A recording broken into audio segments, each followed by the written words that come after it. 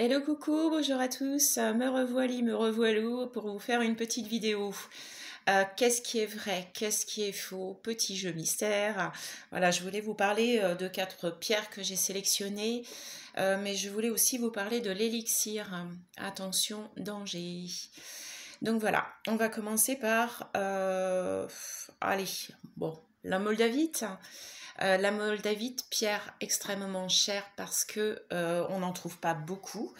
Donc attention au plastique. Si vous voyez que la pierre en question n'est pas chère, il y a de grandes chances que ce soit du faux.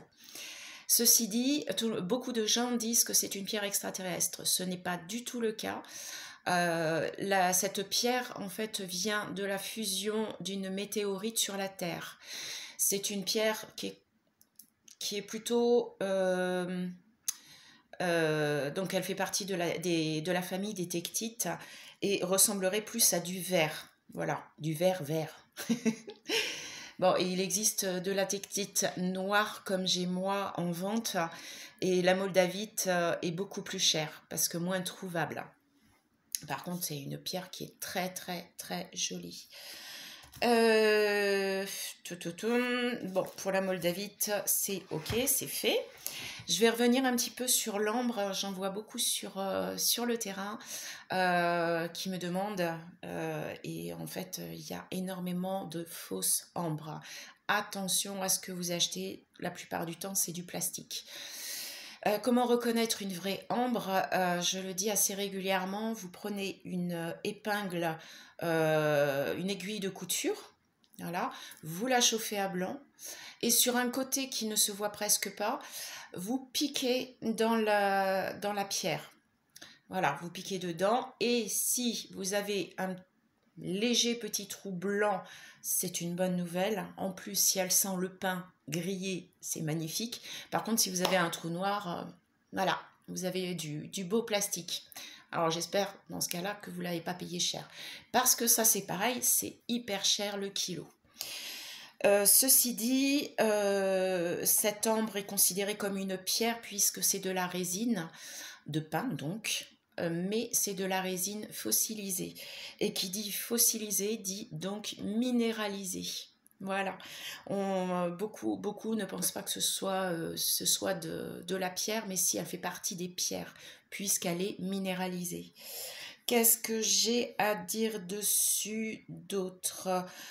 Donc toujours attention aux fausses ambres. Faites ce petit test, vous allez voir. Évidemment sur un côté qui se voit pas, quoi, parce que ça fait un léger petit trou blanc, mais enfin si c'est de la vraie en tous les cas. Donc voilà. Ensuite, je vais vous parler de la labradorite. Labradorite, c'est une pierre qui a été à la mode à une époque, très très à la mode à une époque, qui est moyennement chère, ça dépend des pièces. Bon, ça commence à être un peu cher quand même, mais bon, ça tout dépend des pièces que vous avez. Cette pierre, c'est souvent au mieux des cas des morceaux recollés ensemble. Voilà. Au pire des cas, évidemment, c'est du plastique ou de la résine. Malheureusement, sur mon stand, j'en vois souvent se balader avec des labradorites.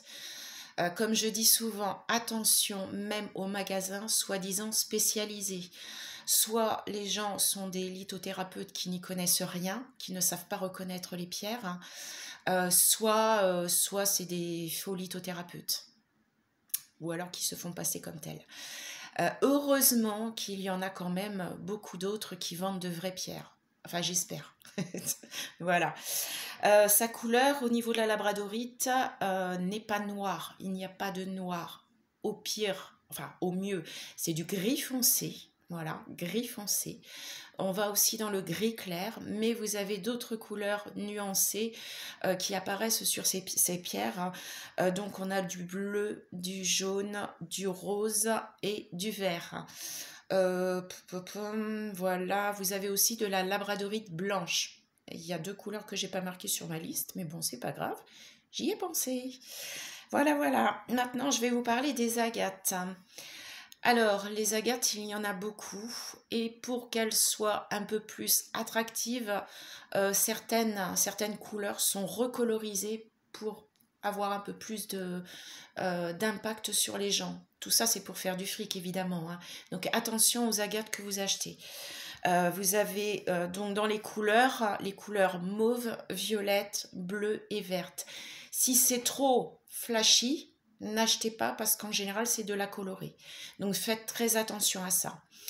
Tiens, je vais aussi parler de la cornaline. J'ai entendu dire que la cornaline était souvent chauffée. Attention, la cornaline vient du mot cornoyer. C'est pas facile à dire. C'est un arbre qui vient de l'Afrique du Nord avec une couleur orangée, voire très rouge. Donc, si on vous dit qu'elle a été teintée, ou non, chauffée, pardon, chauffée, c'est peut-être pas forcément le cas parce que de toute façon, cette pierre peut être très orangée ou très rouge. Voilà, voilà, voilà.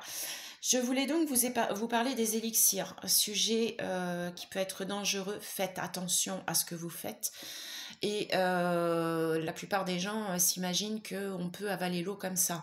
En fait, l'élixir, comment dire, beaucoup disent qu'il faut mettre la pierre dans l'eau pendant 12 heures ou 24 heures, tout dépend, et après boire cette eau.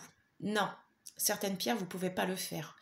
Parce que y a des contenus dans ces pierres qui peuvent vous rendre malade.